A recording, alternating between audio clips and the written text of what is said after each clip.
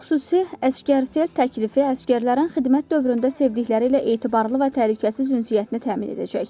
Azərbaycan Müdafiə Nazirliyi və Azerser Telekom MMC arasında əsgərlər üçün xüsusi rabitə imkanlarının yaradılması məqsədi ilə əməkdaşlıq memorandumu imzalanıb. Bu tərəfdaşlıq çərçivəsində Azerser ölkəmizin müdafiə qüvvələrinin üzvlərinə dəstək məqsədi ilə Əsgərsel adlı xüsusi təklif təqdim edəcək. Təşəbbüs əsgərlərin xidmət dövründə ailə üzvləri və yaxınları ilə etibarlı və təhlükəsiz əlaqə saxlamasına imkan yaradacaq.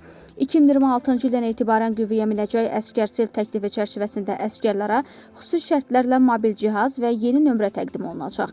Həmçinin istənilən 5 nömrəni ağ siyahıya əlavə etmə imkanı veriləcək və yalnız həmin nömrələrlə qarşılıqlı zənglər həyata keçirmək mümkün olacaq. Eyni zamanda təcili yardım, polis və yanğın söndürmə kimi zəruri xidmət nömrələrinə də zənglər əlçatan olacaq.